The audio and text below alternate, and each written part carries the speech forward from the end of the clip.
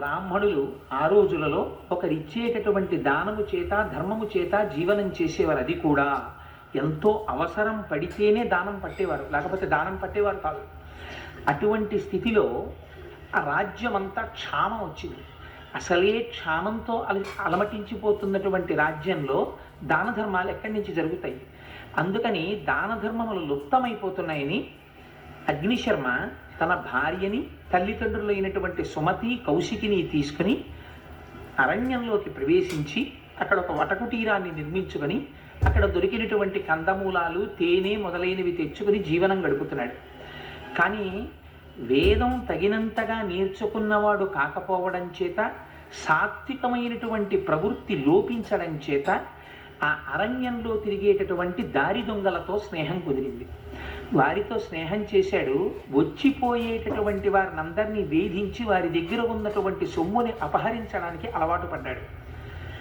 ఆయన ఒకనాడు అదృష్టం, అటుగా మహర్షులు వెళ్ళిపోతుంటే ఆ మహర్షుల దగ్గరికి వచ్చి, వాళ్ళ దగ్గర ఏముంటాయి మహర్షుల దగ్గర? వాళ్ళు కట్టుకున్నటువంటి వస్త్రాలు, చేతిలో ఉన్నటువంటి బ్రహ్మదండం, కమండలం అవి ఉన్నాయి. దొంగవాడికి ఏది దొరికినా లాభమే కదా, అదేం కష్టపడి సంపాదించాలి కనుకనా. అందుకని మీ దగ్గర ఉన్నటువంటి వల్కములు, ఆ బ్రహ్మదండము మొదలైనటువంటివన్నీ కింద పెట్టండి, లేకపోతే మీ ప్రాణాలు తీసేస్తానన్నాడు.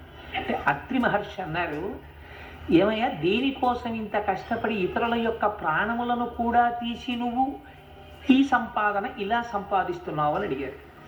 ఆయన అన్నాడు, నా పొట్ట పోసుకోవడానికి, నన్ను నమ్ముకున్నటువంటి నా భార్యా బిడ్డలు తల్లిదండ్రుల యొక్క పొట్ట పోషించడానికి అన్నాడు. నీ పొట్ట పోసుకోవడానికి, నీ వారి పొట్ట పోసుకోవడానికి ఇంతకన్నా వేరొక వృత్తి నీకు దొరకలేదా?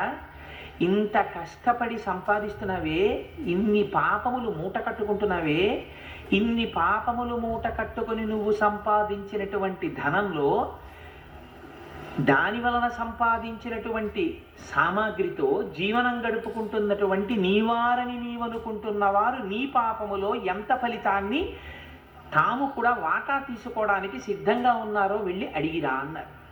ఈ మాట ఏదో కొంచెం ఆలోచించవలసిందిగా అనిపించి సరే మీరు ఇక్కడే ఉండండి, వెళ్ళిపోకండి, నేను మళ్ళీ వస్తానన్నాడు. వాళ్ళు ఎందుకు వెళ్ళిపోతారు? ఋషులు. మేము ఇక్కడే ఉంటాం, వెళ్ళిరమ్మన్నాడు. వెళ్ళి అడిగాడు, తల్లిని అడిగాడు, తండ్రిని అడిగాడు, భార్యని అడిగాడు, బిడ్డలను అడిగాడు. వాళ్ళు అన్నారు, పోషించడం నీ కర్తవ్యం, నువ్వు పోషిస్తున్నావు.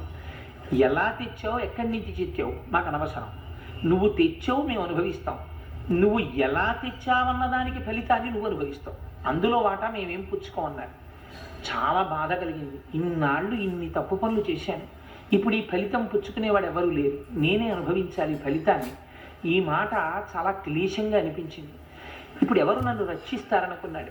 చేసినటువంటి పాపములు నివృత్తి కావాలి, అది ఆ సమయంలో ఆయనకున్న కోరిక రామాయణం రాయడం కాదు. ఆయన ఇంత పాపం నేను మూట కట్టేసుకున్నాను, దీన్ని వాటా వేసుకునేవాడు లేడు, కాబట్టి ఈ పాపం నాకు ఎలా పోతుంది, ఈ బెంగ పట్టుకుంది. పరుగున మళ్ళీ ఋషుల దగ్గరికి వచ్చాడు. ఋషుల దగ్గరికి వచ్చి పశ్చాత్తాపంతో కన్నీరు కార్చి నా పాపలు పోయేటటువంటి మార్గాన్ని ఉపదేశం చేయమని అడిగాడు. అయితే ఋషులు అన్నారు, అత్రి మహర్షి వంక తిరిగి, ఆధ్యాత్మిక, ఆదిభౌతిక, ఆదిదైవికం అనేటటువంటి పాపములకు అతీతమై త్రిగుణాతీతుడవై ఉండేటటువంటి వాడివి కదా మహానుభావ, నీ మాటల వల్ల కదా ఇంత మారేడు ఒక దారి దొంగగా ఉన్న బ్రాహ్మణుడు, అందుచేత నువ్వే వారికి ఏదైనా ఉపదేశం చెయ్యవలసింది అన్నాడు. స్కంద పురాణంలో చెప్పిన విషయం వాల్మీకి మహర్షికి లేదా అగ్నిశర్మకి ఆ రోజున అత్రి మహర్షి ఏ నామమును ఉపదేశము చేయలేదు, కేవలము ఒక ధ్యానమును మాత్రమే ఇచ్చారు. నువ్వు అంతర్ముఖుడవై జ్ఞానమును పొందవలసింది, ధ్యానము చేయవలసింది అని చెప్పారు. ఆయన ధ్యానమునందు నిమగ్నుడయ్యాడు. ఈ మాట చాలా మీరు జాగ్రత్తగా గుర్తుపెట్టుకోవాలి. బాహ్య ప్రపంచంలో ఉండేటటువంటి విషయముల పట్ల అనురక్తి కలిగితే ఇంద్రియాలు విచ్చలవిడిగా తిరుగుతాయి. ఎప్పుడైతే ఇంద్రియాలు వెనక్కి తిరిగి ఒక లక్ష్యం మీద ఏకోన్ముఖమైపోయాయో అప్పుడు ధ్యాన నిమగ్నుడై ఉండిపోయాడు. ఋషులు వెళ్ళిపోయారు. 13 సంవత్సరాలు అయిపోయిన తర్వాత ఋషులు అదే బాటలో తిరిగి వస్తున్నారు. ఇంద్రియములన్నీ వెనక్కి తిరిగి ఒక లక్ష్యము మీద నిలబడిపోయి ధ్యానమగ్నుడై కూర్చుండిపోయినటువంటి అగ్నిశర్మ ఒంటి మీద పుట్టలు పట్టేశారు. ఆ పుట్టలలోంచి విశేషమైనటువంటి తేజస్సు వెదజల్లుతోంది. ఆ తేజస్సు బయటికి వస్తుంటే చూశారు ఋషులు. చూసి చాలా ఆశ్చర్యపోయారు.